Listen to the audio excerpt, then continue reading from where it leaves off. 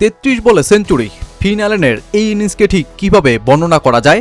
বঙ্গোপসাগর থেকে উঠে আসা ঝড়ের দমকা হাওয়া কিংবা আটলান্টিকের ওপর ঠাই ভেসে চলা রহস্যময় টাইটানিকের প্রতাপ? নয়তো আপনি বলতেই পারেন এ যে অতিমানবীয় কোনো রূপকথারই গল্প। ম্যাচটা সেমিফাইনাল, পা ফসকালেই ফাইনাল হবে খান খান। কিন্তু না, ইডেন গার্ডেন্সে দুই সতীর্থ ফিন অ্যালেন আর টিম সেইফার যা করলেন তাতে তো দক্ষিণ আফ্রিকার আসর জুড়ে চলে আসা বীরত্বের গল্পগুলোই হলো নিমিষেই ধূলিসাৎ। ফিন অ্যালেনের একটা সেঞ্চুরি, একটা ঐতিহাসিক জয়, আর উল্টো দিকে রেকর্ড বয়ে শুরু হওয়া ঝড়। আসলে এটাই কি টি-20 বিশ্বকাপ ইতিহাসে সেমিফাইনালে খেলা সবচেয়ে নির্ভীক ইনিংস কিনা? তা নিয়েই তো শুরু হয়ে গেছে আলোচনাটা। 12 ওভার 5 বল, 173 রান, 1 উইকেট হারিয়ে। আর নিউজিল্যান্ডের এই জয়টা দলটার সেই ইতিহাসের কথা বলে যা দলটা ক্রমে ক্রমে সাজিয়ে এসেছে, আর যা সংযত আর অভিজ্ঞতার ইতিহাস।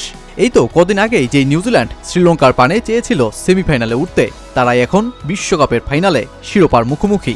কিন্তু ফিন অ্যালেন যে ভেঙে দিলেন নিউজিল্যান্ড ক্রিকেটারদের সাথে লেগে থাকা ভদ্র ও ক্ষমা প্রার্থীর মতন শব্দগুলোর ব্যবহার, বরং পুল, স্কুপ, ড্রাইভ কিংবা কাট সব ধরনের অস্ত্রে দক্ষিণ আফ্রিকাকে বিপর্যস্ত করে তোলা তার এই ইনিংস জানিয়ে দিল কিউইরা এখন ভয়ঙ্কর প্রতিদ্বন্দ্বী, বহুমাত্রিক, নানা অস্ত্রে সজ্জিত এবং বিভিন্ন উপায়ে তারা প্রতিপক্ষকে ধ্বংস করে দিতে পারে। 33 বল, 100 রান, 10টা 4 আর 8টা ছক্কার ইনিংস। রেকর্ড বুক বলছে টি-20 বিশ্বকাপ ইতিহাসে এমন বিধ্বংসী ইনিংস খেলতে পারেননি আর কেউ।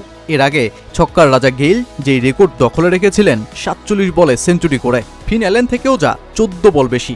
শুধু এটাই না, ম্যাচটা যখন নকআউটের মতন কোনো একটা লড়াই, তখন এর আগে যা কেউ করতে পারেনি তাই তো তিনি করলেন সোজা 4 মেরে। টি-20 বিশ্বকাপের নকআউট পর্বে সেঞ্চুরি করা একমাত্র ব্যক্তি যে ফিন অ্যালেন। 33 বল, 8টা ছক্কা, 10টা 4, সর্বমোট 18টা বাউন্ডারি। কিউই কিংবদন্তি ব্রেন্ডন ম্যাককালাম 2012 বিশ্বকাপে যা করেছিলেন তাই তো ঘটালেন ফিন অ্যালেন ইডেন গার্ডেন্সের মাঠে।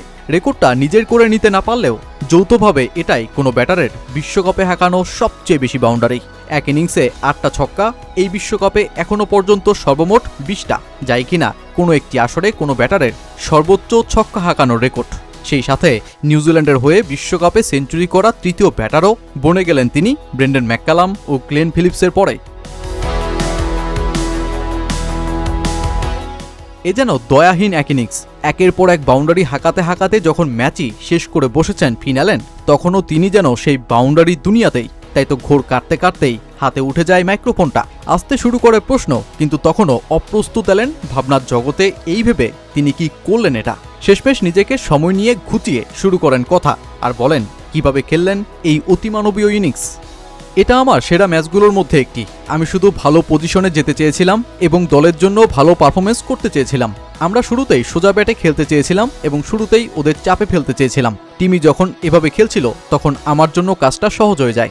এটা আমাদের জন্য বিশাল ম্যাচ। আমি আর টিমই একে অপরকে বলি স্ট্রাইকে থাকি বা না থাকি যেন আমরা একে অপরকে মনে করিয়ে দেই সোজা ব্যাটে খেলতে এবং জোরে বল মারতে। এই ম্যাচ থেকে ইতিবাচক দিকগুলো নেব, ছোট একটা সাফল্য উদযাপন করব, কিন্তু সামনে রবিবার ফাইনাল জিততে হবে, তাই এখন আমাদের পুরোপুরি মনোযোগ সেদিকেই।